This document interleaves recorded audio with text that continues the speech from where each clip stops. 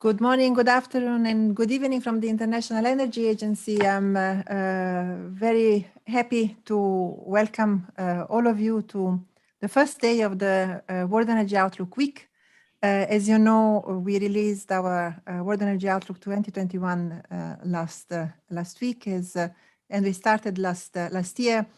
We found that it was useful, certainly from ourselves and for our audience, to have dialogues about our findings and implications for some topical energy and climate theme. This year in particular, as you know, the World Energy Outlook has been focusing a great deal on contributing to the discussions ahead of COP26. And we start actually this WEO week really with this very topic. So what are the implications of the findings of the World Energy Outlook for COP negotiations? What are the hopes in front of us, and what are the challenges? So I'm really delighted to have with us today really the leading minds on energy and climate around the world. And the way we are going to be organizing the next hour is as follows. My colleague Thomas Spencer will first give you an in-depth of the key findings from the World Energy Outlook related to COP. And we have here four very distinguished panelists joining us today. First of all, Dr. Jan Fuglesved. I already apologize to him in advance because I knew that I would mispronounce his name. So I will call him from here on Dr. Jan.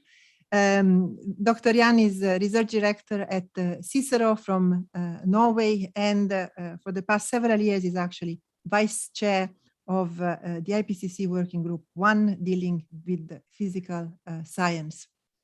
A big welcome, Dr. Jan. We then have Dr. Arunabha Ghosh, founder of the Council on Energy and Environment and Water in India. And Dr. Ghosh has actually led CEW at really the top in the global and energy climate debate, bringing CEW as one of the really top 10 energy and climate think tank in the world. And we always read him throughout news and social, so very present in global climate and energy debate.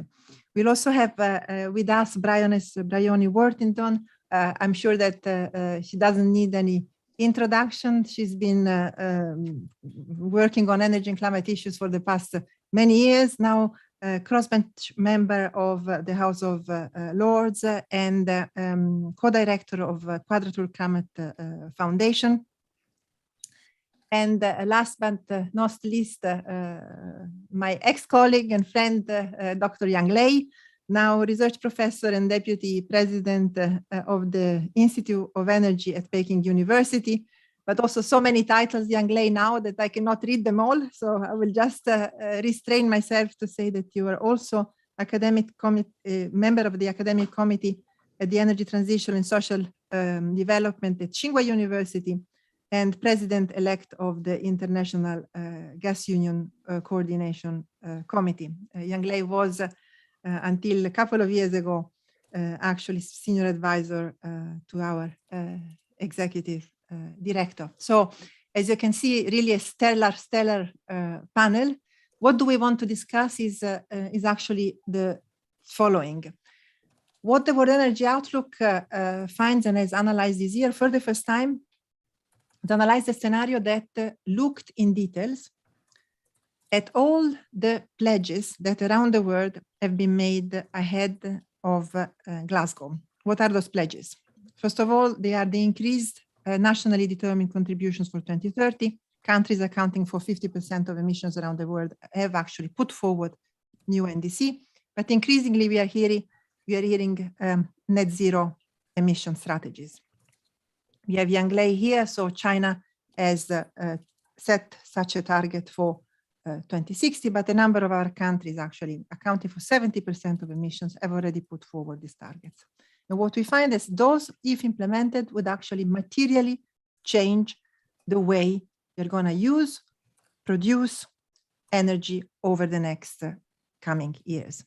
So when we were actually putting together the numbers, I was positively surprised, because if we really materialize those, we will be seeing for the first time in human history, globally, not just for a group of countries, a continuous economic growth, but emissions starting to decline. So clearly an historic moment. However, what we also find is that the long-term temperature increase of these pledges is still insufficient. We are nearing 2 degrees, but what we really would like to achieve is 1.5 degrees. So what Thomas will now show us is a lot of the work that we have been doing, which is understanding how could we globally step up, try to fill this gap from now to COP and beyond. So Thomas, the floor is yours. Thank you very much, Laura. Let me add my warm welcome to everyone joining us online, but also to our distinguished panelists who've given us their time today. And given that we have such a wonderful panel, I'll try and keep my comments to only 10 minutes. So if I could have the presentation up on the screen, please. So what I'm going to do today is just present 5 key messages from this year's World Energy Outlook, which are of importance to the discussion of at COP26. So the first key message that we come up with in the report is that, if I can put it in simple terms, we've made a lot of progress, but we still have a lot of work to do.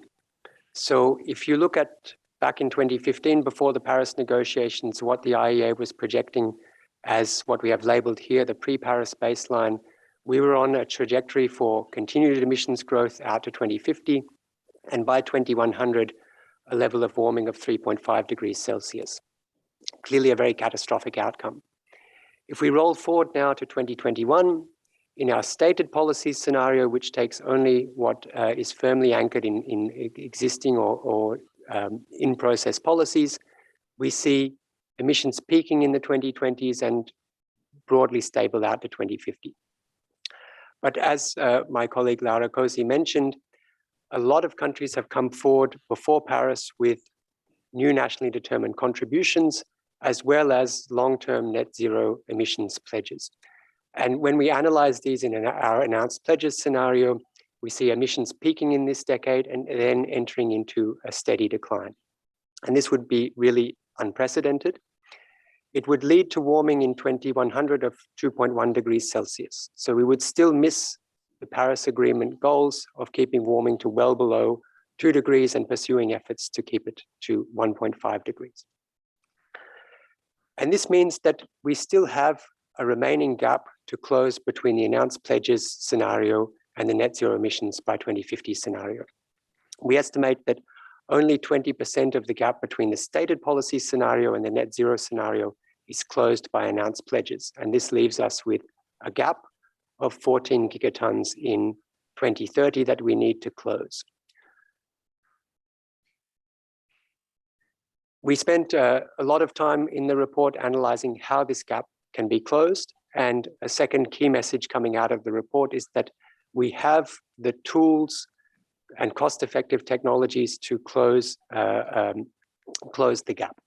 So if our starting point is the level of CO2 emissions in the APS, the announced policy scenario in 2030, we're at about 36 gigatons. In the net zero emission scenario, it's about 22 gigatons. This leaves us with our 14 gigaton gap. So how do we close this? We find in the report that we have the cost-effective technologies that would allow us to close more than 40% of this gap at no extra costs to consumers. What are these options? Critical among them is expanding the deployment of wind and solar in the electricity sector. We estimate that 60% of the additional wind and solar that is deployed in the net zero emissions scenario compared to the announced pledges scenario can be deployed cost effectively.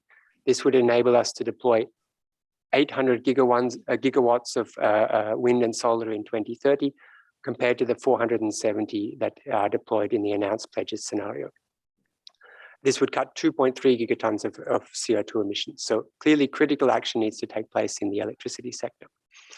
There's also an estimated 1.7 gigatons of emissions that we could cut through cost-effective measures to reduce emissions of methane in oil and gas and coal operations. And at current gas prices, this is really a no-brainer and a very substantial short-term abatement effect that we could have. We also see a critical role for energy efficiency.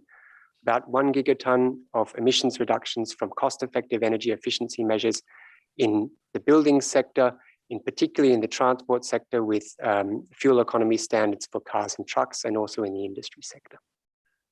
So those are the cost-effective technology measures that we identify. We also see about 20% of the gap that could be closed through measures in addition to the energy efficiency potential that I've already talked about to reduce energy demand. What are these measures? This is particularly what we call avoided demand. So things like material efficiency in industry, the beneficial effects of digitalization in reducing energy demand. These are things like enhancing plastics recycling, enhancing steel recycling so that we can produce more steel from low emissions, energy efficient secondary steel instead of the more emissions intensive primary steel. So critical also that we enhance our material efficiency policies. I want to say just one word about this other potential that we have labeled additional reductions. These are things like CCUS in industry, hydrogen-based fuels, and advanced electrification that are not necessarily cost-effective today, but are absolutely critical investments in innovation and technology deployment. And I'm going to say a few words about that later in the presentation. So with these measures added up, we would be able to close the gap to the net zero emissions scenario. Third key message is the really significant scale up in investment that we need in order to meet the net zero emissions scenario. So if we look at the situation today, over the last 5 years, we've invested about $1 trillion in clean energy annually, and that's split roughly 50-50 between advanced economies and emerging market and developing economies. There's already a problem here in the sense that emerging market and developing economies account for 60% of world energy demand, but only 50% of global investment in clean energy. If we look at what is needed to achieve the announced pledges scenario, total investment in clean energy would need to almost double, reaching above $2 trillion. But we would see that this split between advanced economies and emerging market and developing economies would get worse. In the announced pledges scenario, advanced economies account for just a third of energy demand in 2030 at the global level, but more than 60% of clean energy investment. So we see a kind of two-speed world where advanced economies are moving ahead of emerging market and developing economies. If we want to close the gap to the net zero emissions scenario, we need another doubling of clean energy investment on top of the APS, roughly speaking, reaching about $4 trillion by 2030. But 70% of the increase between the announced pledges scenario and the net zero emissions scenario needs to occur in emerging market and developing economies. So we clearly highlight in the report the critical role of policy as well as international finance for increasing investment in emerging market and developing economies. In the net zero emissions report that we released in May, we highlighted that we have the technologies necessary to make deep cuts in emissions by 2030, and these are commercially available as of today. But we also highlighted that by 2050, about 50% of the emissions reductions that we need to achieve on the net zero pathway come from technologies that are not commercially available on the market today. So we also have a very strong agenda of deployment and commercialization of new technologies. And in the WEO this year, we took a detailed look at that by benchmarking the deployment of innovative clean energy technologies in the net zero emission scenario, the announced pledges scenario, and the stated policy scenario. So if you look at just a couple of these key technologies, for example, CCUS in industry and hydrogen in industry, or advanced electrification in long-distance heavy-duty road transport, in the steps, we achieve less than 20% of the deployment of these technologies compared to what we achieve in the net zero emissions scenario. Announced pledges would improve this situation, but we still see a significant gap in the deployment and commercialization of these technologies. In the announced pledges scenario, for example, we deploy about 20% of the level of EV and fuel cell electric vehicles in the trucking sector that we do in the net zero emissions scenario. In the industry sector, it's still worse. We deploy about 15% of the hydrogen and CCUS in the announced pledges scenario that we do in the net zero emissions scenario. So what we highlight is what we could call the commercialization and deployment of new technologies gap. We have an emissions gap, but we also have this gap to deploy and innovate in the technologies that we need to reach net zero emissions by 2050. Final message that I wanted to present today is the significant opportunities that come from the transition. So what we've done in this year's World Energy Outlook is estimate the market size for 5 key clean energy technologies. These are fuel cells, electrolyzers, battery packs in both the stationary sector in buildings or power generation, but also in electric vehicles, wind turbines, and solar PV. And if you look at the growth of these technologies in the net zero emissions scenario, you can see that by 2050, the market size from just these 5 technologies is equivalent to the market size of oil today. It's a cumulative market opportunity of about $27 trillion by 2050. So significant opportunities for companies and countries that take the lead in these segments. So just to conclude, we've had a significant increase in momentum on climate change in the run-up to Glasgow. Countries accounting for about 70% of global emissions have come forward with net zero pledges, and full and in-time achievement of these pledges and new nationally determined contributions would make a substantial impact on emissions. But we still have a gap. These new pledges close only about 20% of the gap between the stated policy scenario and the net zero emissions scenario in 2030. Good news is that we have the technology and policy options to close a substantial share of this gap cost effectively. We can close more than 40% of this ambition gap with these options, with clean electrification, energy efficiency, methane abatement, and investment in innovation as clear priorities. In order to make this shift, we need a dramatic scale up in clean energy investment, and more than about 70% of that needs to be occurring in emerging market and developing economies. And finally, we need to not just close the emissions gap, but we also need to accelerate the deployment of clean energy technologies, which are not so critical to reaching emissions targets in 2030, but are absolutely critical to the long-term net zero emissions pathway. So with that, I'll hand over to Laura, and I look forward to the panel discussion.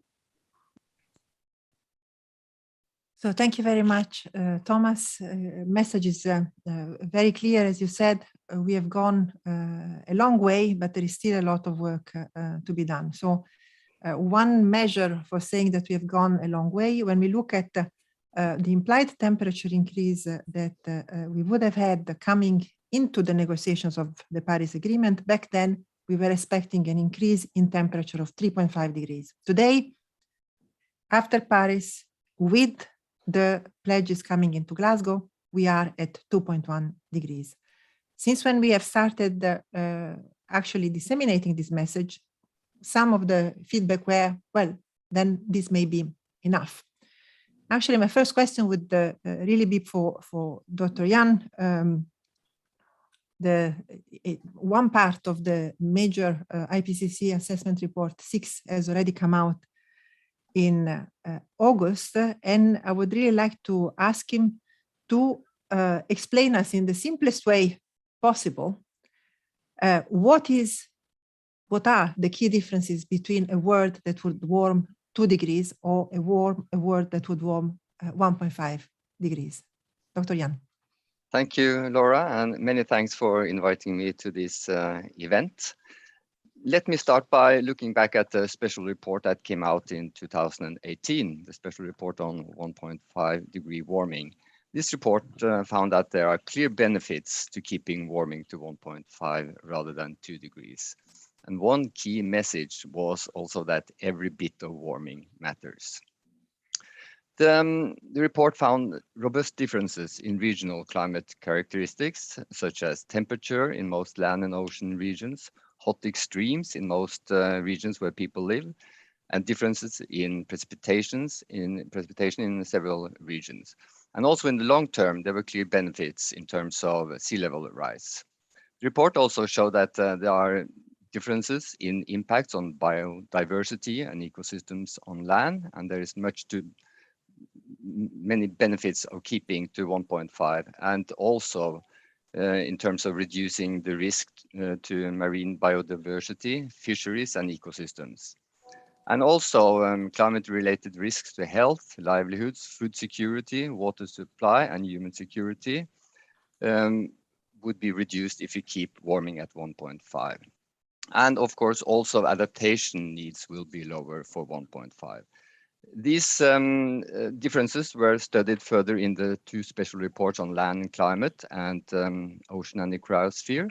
And then, as you said, in August, the Working Group 1 report came out. And one key message there was also, unless there are immediate, rapid, and large-scale reductions in greenhouse gas emissions, limiting warming to 1.5 will be beyond reach. So that was one of the key messages. And we looked further into the differences between 1.5 and 2 degrees. And many changes in the climate system become larger in direct relation to increasing global warming. And they include increases in frequency and intensity of hot extremes, marine heat waves, heavy precipitation, agricultural and ecological droughts, and also tropical cyclones, and reductions in Arctic sea ice, snow cover, and permafrost. And again, it was stated that with every additional increment of global warming, changes in extremes continue to become larger. Every additional 0.5 degree of global warming caused clearly discernible increases in the intensity and frequency of hot extremes, including heat waves and heavy precipitation. And in our SPM, we have a figure that really nicely shows how the frequency of 10 years event and 50 years event, when we look at hot extremes, increase from 1 in 10 years to approximately 5 times in 10 years for a global warming of 1.5, and up to almost 6 times, 5 to 6 times for 2 degree warming. So we see a clear difference in the occurrence of heat extremes quantified in terms of how often they occur in a 10-year period, and similarly for 50 years events. And not only is the frequency increasing, but also the intensity of these hot extremes. And we should also remember that we are already at 1.1 degree warming. So we are closer to the target, the lower part of the Paris Agreement. So I would say that both reports find clear differences in things that we care about related to how climate change affects people living on this planet in these 2 reports that I was referring to now. Thank you. Thank you, Dr. Jan. And clearly, this year has been for the impacts of climate change one where most of the regions in the world have actually really started experiencing what already 1.1 degree of temperature increase means, with the floodings in Europe, heat waves seen in many parts of the planet, and very cold winter. So the fact that the intensity and frequency of these extremes would significantly exacerbate with half a degree of difference is clearly a big warning as we head into the Glasgow talks in 13 days. So let me turn to Dr. Ghosh. A lot of the discussion this year has focused on coal. Thomas has actually shown that one of the areas in which we could step up ambition is in the power sector, increasing even more the deployment of renewables, other low carbon technologies, and trying to reduce the dependency on coal. This is true in many countries around the planet where we still rely on coal for electricity generation. India is clearly a case in point. And what we have been seeing recently is that as we recover from the pandemic, electricity demand is increasing everywhere. And we have seen some tensions on coal and prices skyrocketing. What would be your advice, Dr. Ghosh, as we enter into these negotiations and we are leaving very clear tensions on coal and electricity prices? How do we move forward in this transition and tackling the dependency on coal in many of our power systems? So thank you so much, Laura, and thank you, Tom, for your presentation. First of all, let me congratulate the IEA for the World Energy Outlook. As always, it's a brilliant piece of work and helps to shape and get us all involved in the debate. Let me try and answer your question, Laura, in three ways. What is the long term looking like? What is the immediate crisis looking like? And therefore, what do we do in the medium term? Right? So just last week, around the time the WEO came out, we at CEW brought out the first sectoral pathways analysis for India's potential net zero scenarios. Let me just illustrate a few overarching points. And this goes back to what Tom also very rightly presented. The role of critical technologies like CCUS or hydrogen will play a big role or have a big impact with regards to how much you can rely on coal versus how little. If we did not have CCS, for instance, and aimed for net zero by, say, 2070, then for our entire primary energy mix, the fossil fuel share in our primary energy mix would have to drop to about 5%. With CCS, it could be as high as 30%, even in the net zero year. More interestingly, if you think about where coal plays a role, even in the presence of CCS, the share of coal would have to drop to 3 to 5% in the net zero year. And without CCA, it has to be less than 1%. Now, this is where we need to get to, say, within the next 40 to 50 years. Now, what is the current crisis that we are all going through? And I think that the flavor of the crisis is different if you looked at China versus India. In India, it is primarily a little bit of short-term mismanagement. We normally do always have a reduction in coal supplies immediately after the monsoons, and therefore you have to stock up before the monsoons if you're running a power plant. This year, the monsoons ran longer, and therefore, and as you were saying, Laura, there has been an upsurge in demand, power demand on the back of the post-pandemic recovery. So there has been this kind of 32% increase in absolute terms, the power sector's offtake of coal, which has to be suddenly met. Now, I think this can be tided over. It's not a die-hard crisis. But what is interesting, and this is where I hope to kind of illustrate where the path forward is, we need to get a lot more efficient, even with what we have in terms of coal. Right, right now, Coal India Limited does have stocks of about 42 million tons. But what we've calculated is if we had been using our more efficient power plants, then we would have had another, addition, or would have saved up to about 21 million tons of coal over the course of this year alone. So suddenly this coal shortage would not have been really a shortage if you were relying on the more efficient power plants. Which brings me to the medium-term story. The medium-term story has two elements to it. One is we need to rapidly move towards efficient use of coal. Our analysis at CW of about 194 gigawatts of coal capacity that we've gone plant by plant shows that shifting to the efficient plants means we can shut down about 30 gigawatts of coal capacity without sort of destabilizing the grid. But there is a second element to this. The second element is how quickly can we have renewables coming in. Right? So just about 6 weeks ago, India crossed, or 8 weeks ago, India crossed 100,000 megawatts of solar and wind and biomass. With large hydro, we are at 148,000 megawatts. Our plan is to get to 450,000 megawatts by 2030. Now that's more renewables than India's entire electricity capacity today. Now, if you do simple back of the envelope calculations, between now and 2030, every working hour, 7 days a week, 365 days a year, we have to deploy about 10.5 megawatts of renewables. So while we are on this webinar, we should have added our renewables capacity by 10.5 megawatts. And now if you go beyond 2030 and look at a net zero scenario, say in 2070, we will need 5,630 gigawatts of solar. So the exponential change in materials, manpower, and money that is needed to get onto these pathways has not been contemplated.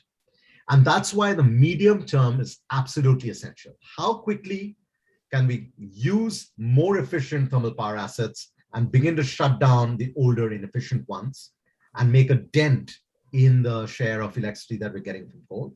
And how quickly can we get the materials and money into the renewable sector to demonstrate that the exponential increase in renewables that we've already had in the last decade is just the bottom part of an S-curve that we need to demonstrate. And if we are unable to demonstrate both these two trends during this decade, it becomes very hard for policymakers to imagine how you will translate that over another 3 or 4 decades into the future. Thank you, Arnab. I'd say that one similarity you mentioned, the crisis that we're seeing nowadays, the immediate one in India. There is one happening unfolding in China as well. There is one unfolding in Europe. I think there's been some of the commentary in press saying that this is the first crisis of the new era of the energy sector. While I think it's very important, very much what you said now is not necessarily true. We need to put the blame where it is. There is an economic growth on the one hand. There are some short-term mismanagements that are actually happening in Europe. There were some shutdowns, for example, of gas. So there is a short-term supply issue that you mentioned on coal due to monsoon. But there are solutions. There are solutions that are immediate. I'd say that the efficiency issue that you mentioned is critical. Thomas mentioned that earlier too. Important is to actually keep the momentum from now to Glasgow and not put the conversation into something that is not the real issue. As I think you really pointed what the real issue is our global ability to actually scale up and scale up quickly the renewables in the longer term. Do we have the people that could do the installation? Do we have the money to make sure that this financing is happening and not at the high cost of borrowing that we're seeing in many places? Are we sure that we do have the material to scale up? So these are the real conversations that we should be having now to unlock the longer term abatement and potential employments and growth that we have down the road. So very much in line with our own analysis, and great to hear from CEW already starting to work on net zero for India, always ahead of the curve. Congratulations. Yang Lei, let me turn to you. We saw each other a couple of weeks ago. Our executive director and Timur Gul were actually launching our work on China net zero roadmap. 2 key targets put ahead by President Xi, peaking before 2030 and reaching net zero to 2060. I want to give a number here, which is not about CO2 emissions. It's actually how many people followed the launch of that report that you kindly hosted. It was 650,000. which for me was incredible. It means that in China, there is a real interest and a conversation around reaching net zero emissions. It really shows that it's beyond just experts.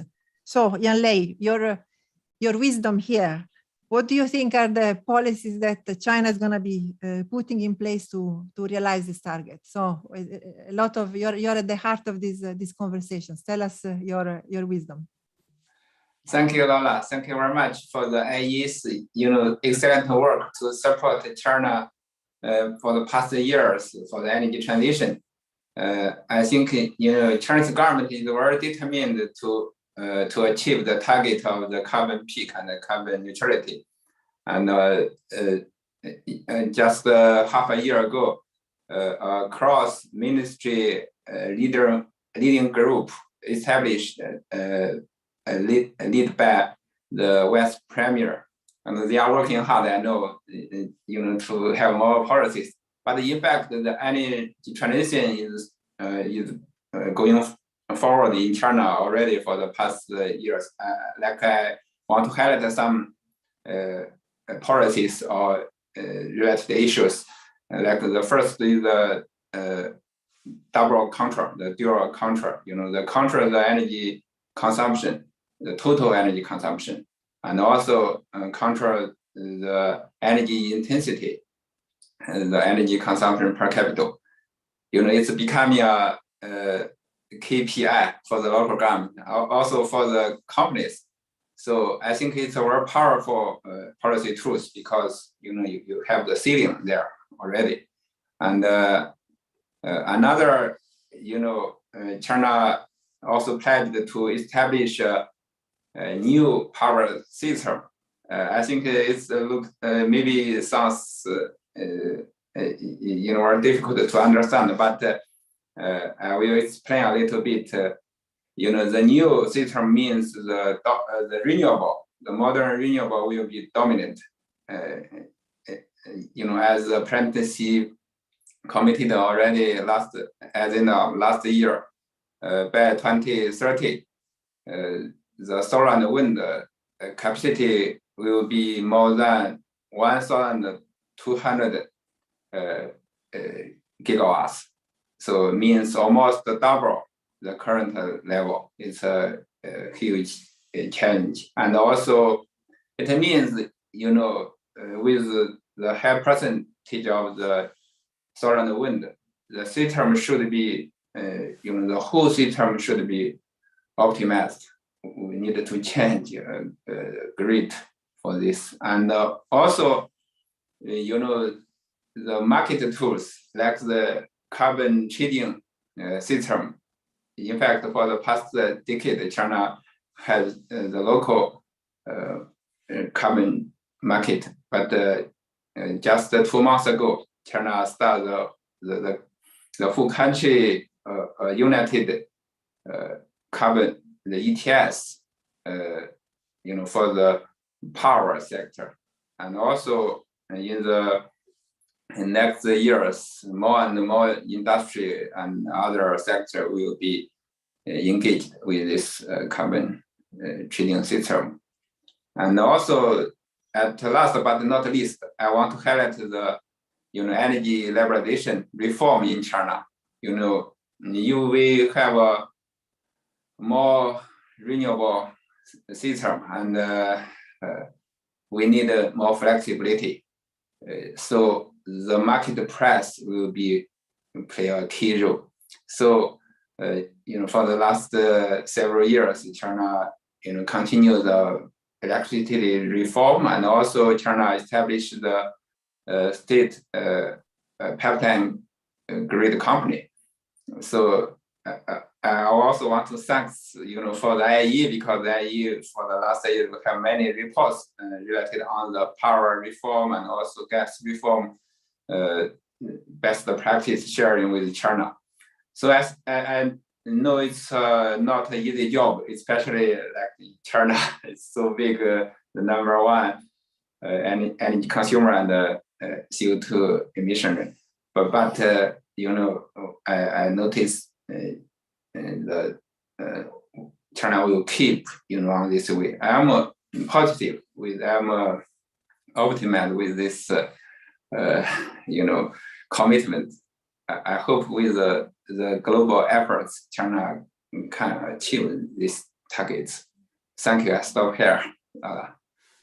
Thank you so much, Yang Lei. I'm absolutely sure that China can achieve the targets. You always surprise us with the overachievements. So we have studied you very, very closely for many years, and always we are very good surprises with your 5 years plans and seeing your overachievements, and also the very good news of President Xi announcement at the United Nations General Assembly of announcing stopping the financing build of new coal abroad. We have analyzed actually what would it mean that globally, and we find that that advancement alone, if materialized, would basically save the same amount of emissions as the entire Europe going to net zero. So one choice you make changes everything. So thank you, Yang Lei. Let me move now to Baroness Worthington. So I'm sure that all of you that follow energy and climate change have been following the work of Bryony over many years. So we turn to her for some wisdom about COP processes. We are actually coming to COP with some great new pledges on the table. One side of the story. The other side of the story, if you just look at 2030, the glass of the gap there is still 80% empty. Of course, we continue to be optimistic that the UK presidency is doing a great job, and there will be increasing momentum, and leaders will make good promises at COP. But Bryony, what do you think we have learned after many years of negotiations that could really shape processes and drive going forward a virtuous circle in terms of ambition? So if we cannot solve it all at Glasgow, what would be still a good outcome? Thank you. Thank you very much, Lara, and it's a pleasure to join this very prestigious panel. And thank you to the IEA for your revised World Energy Outlook report, and for making it publicly available for free. I think it's been a hugely important development in moving the discourse forward in understanding how we get to the targets we need to get to maintain a safe climate. So thank you. It's a very interesting question about exactly what can you expect from a COP, or indeed this COP. We've had 26 of them, and arguably, as your report shows, we still have a huge gap in ambition in terms of us being able to say we've responded efficiently and effectively to the risks that climate poses. But we're not starting with a blank sheet, and there is momentum. And previous COPs and certainly the Paris Agreement in particular have provided a very solid backdrop for real-world conversations about what we need to do to transition to a clean energy system. And it's really the symbolism of the world coming together, all countries coming together to agree on a common destination that the COPs provide. What has to happen once that shared vision is hammered out is individual countries go back to their own legislatures, their own countries, and to their own populace, and pass policies and financing arrangements that translate that shared goal into reality on the ground. And I'm pleased to say that we now have, I hope, the right political conditions for that transfer from international agreement into national action to be achieved globally. And partly that's because the politics of climate change is shifting. We can't negotiate with physics. The impacts are being felt, people are being hurt, livelihoods are being damaged, the vulnerable are making their voices heard, and that changes the politics. But also, we've seen that technology advances over the last 20 years has meant that it's no longer a case of discussing how to share the burden, but more about how do we all share in the benefit of making the transition. It will be cheaper and cleaner to move to different energy systems, more efficient, and save us both in terms of overall costs to the economy if we can transition to this clean system that the IEA has laid out.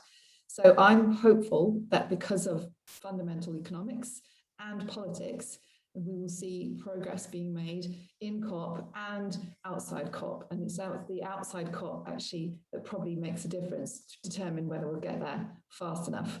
If I may, I would just like to end with one further comment and one question.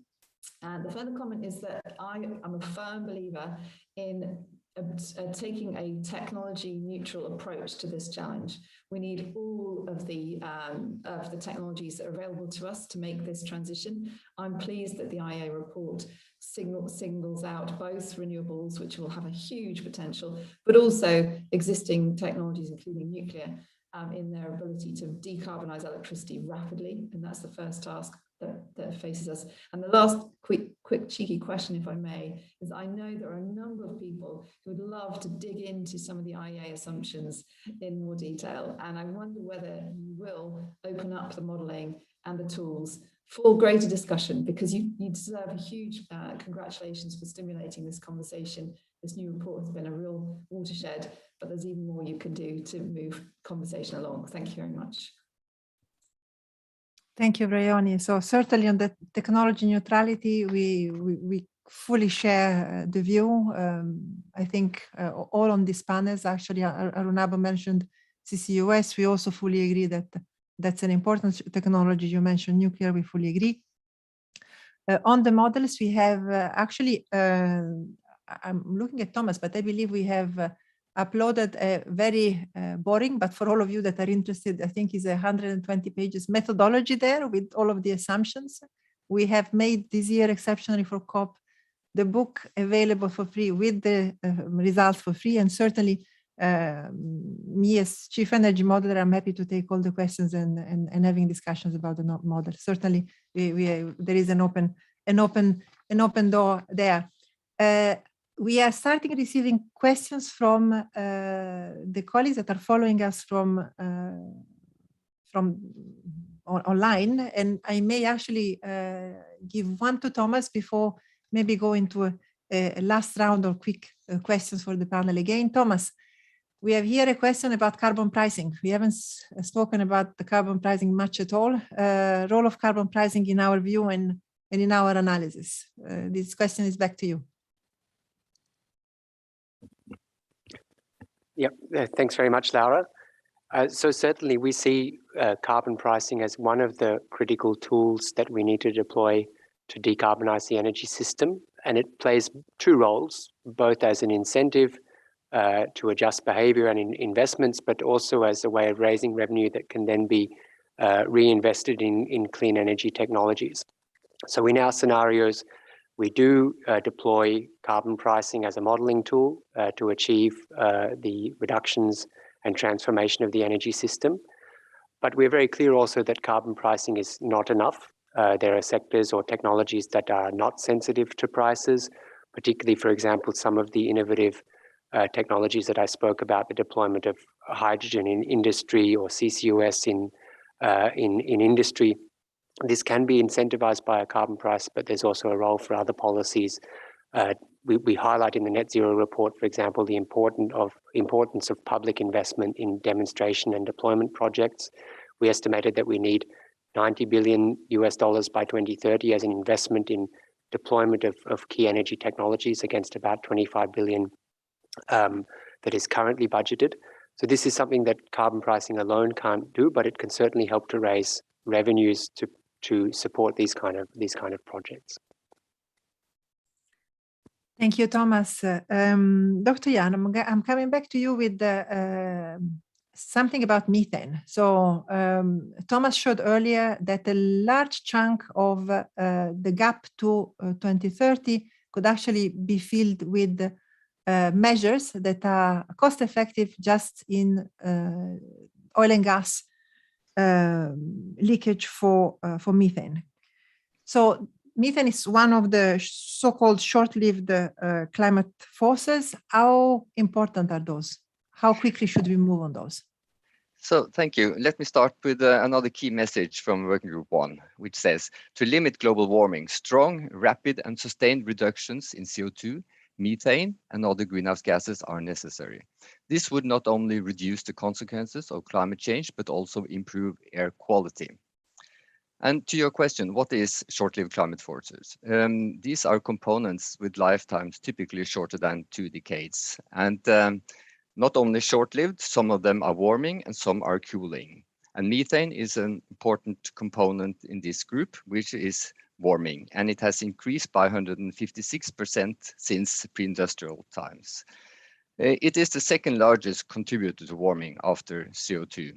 And in our report, we find that methane reductions are needed to achieve the lower warming levels, like 1.5 and 2 degrees, the scenarios we considered that are consistent with the Paris ambitions. They have strong reductions in methane. And methane reductions would be a win-win situation where we reduce climate change and warming and also achieve air quality improvements. But as we also point out, only sustained CO2 emission reductions of CO2 is needed to stabilize climate.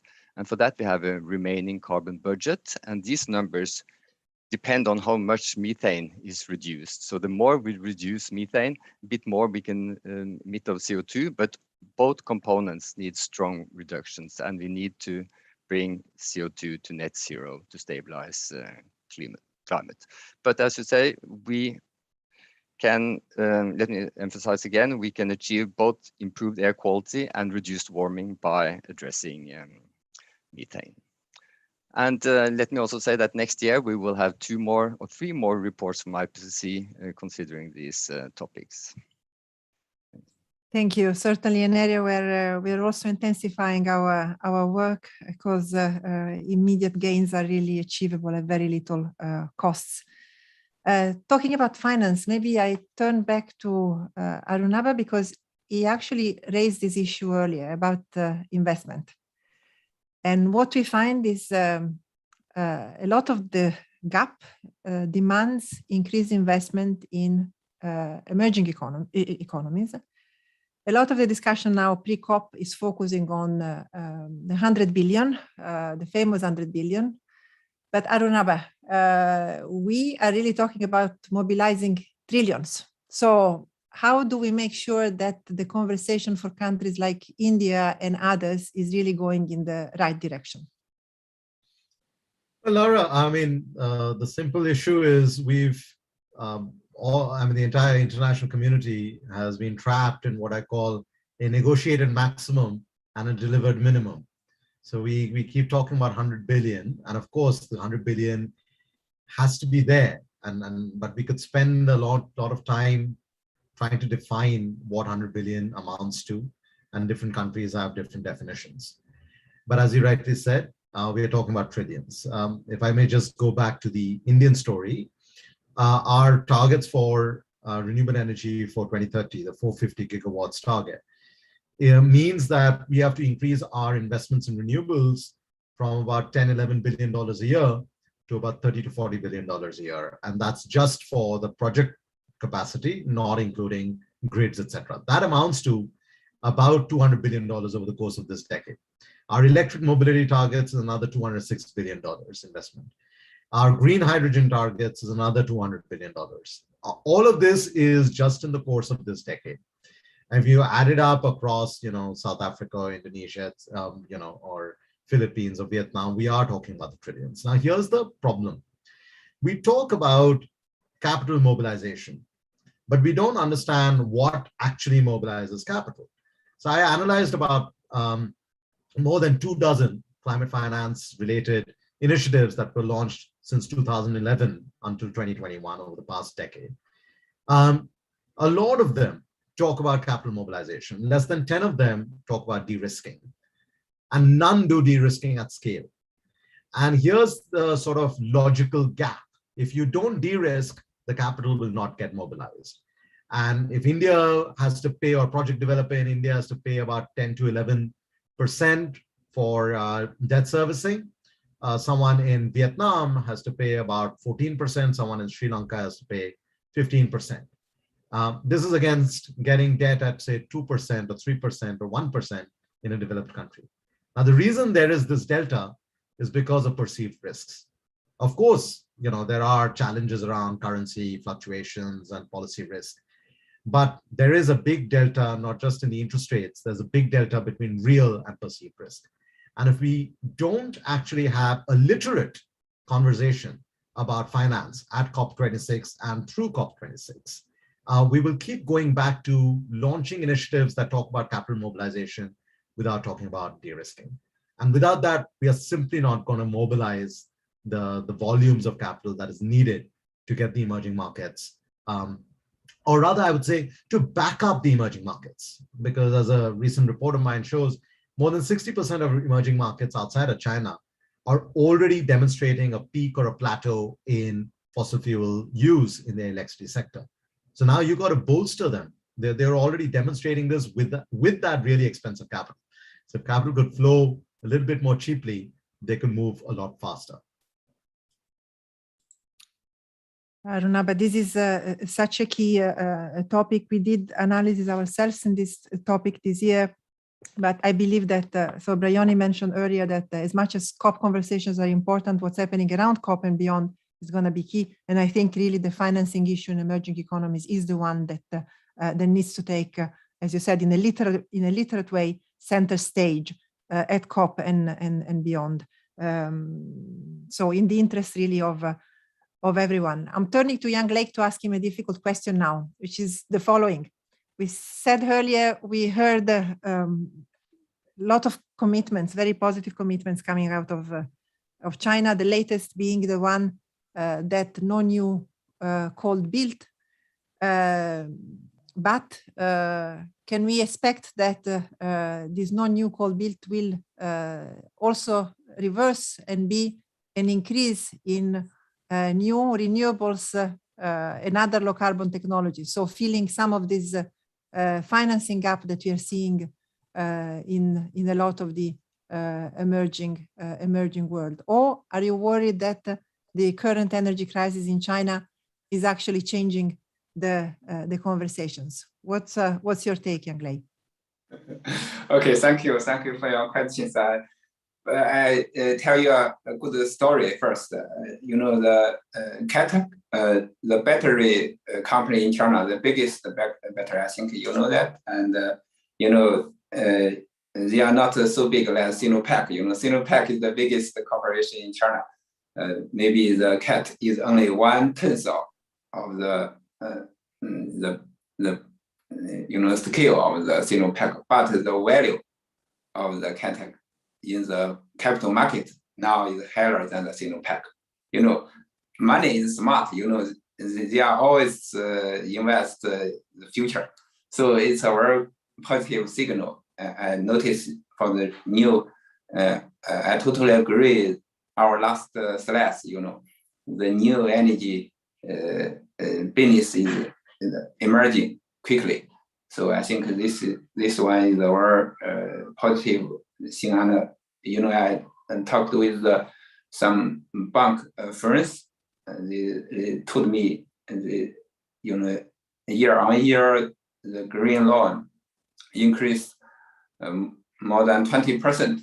You know, something. So, and I do believe, you know, the energy transition, the clean energy transition, you know, won't go back.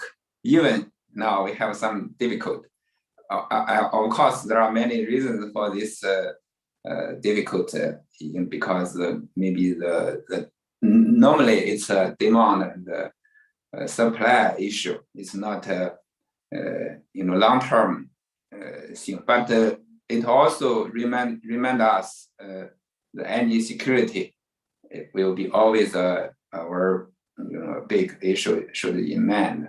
And also you can notice this time is not oil class, it's power, it's gas. You know, it means our energy world is changing. You know, the power, electricity and gas, they are in the center now. So so I do believe you know, we should work hard to you know, for the new energy system, how to secure the supply, how to have more flexibility. It's the challenge. It's not like we go back. It's impossible. Thank you. Very, very hopeful words and very wise words from Young Lei. There is no going back from the energy transition, and actually the market is talking everywhere, including in China. Valuation of companies is matters. So our analysis that shows that clean technology will overtake oil in size soon is already actually happening now. So the last words to Bryony. UK, huge success story on coal, very quickly moving away from coal. What can we give in terms of lessons to other countries that are embarking in this journey? Thank you very much. The first thing to say is that as the home of the Industrial Revolution, it is on the UK to be at the forefront of leading us forward in this transition. And I'm pleased that as early as the turn of the millennium, the UK was thinking about legislation and policy to really de-risk investment in this transition. And that's been a crucial aspect of what's made it possible for us to make this investment and to secure the billions that are needed to make these investments happen on the ground. Policy and regulations have helped us enormously, many of which were UK only, but many of which came from membership of the European Union. And we as a bloc, I think, can feel very proud that we've not just spoken about climate change, but actually legislated to make it a reality. The UK's example, I think, is very illustrative because it has taken a neutral approach. It's held on to its nuclear capacity. It's added to that in the shape of a huge investment in offshore wind and in solar. It's also really was enabled it to make the coal transition by the use of natural gas as a bridge technology.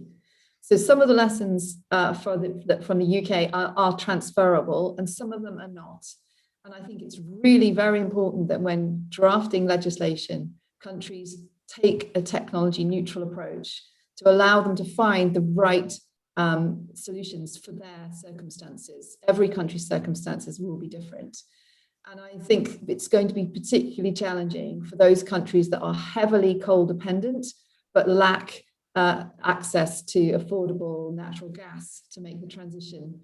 You're going to have to make a combination of investments in both varying and firm power.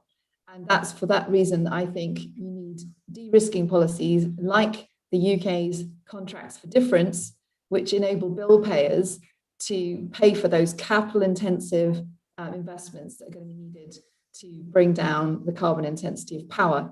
And once you've got clean power, then you can move into decarbonizing industry and transport and heat.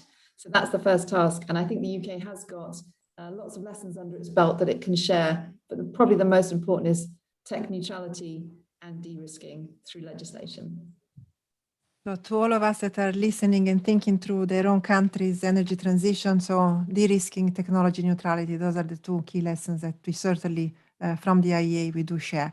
So we are 3 minutes past 3 here in Paris, and as promised we would keep this to 1 hour. Let me really say big thank you to all our panelists, Brian Sworthington, Dr. Jan Fuglestev, Dr. Ghosh from India, Yang Lei from China. Big thanks to Thomas Spencer for having shared the presentation of the latest WEO findings, all the colleagues in Paris that have made this possible, and to all of the colleagues that are following us. I give you an appointment tomorrow again at 2 p.m. Our chief economist, Tim Gould, will chair another panel on actually energy security and clean energy transition. Thank you all and see you all tomorrow. Thank you.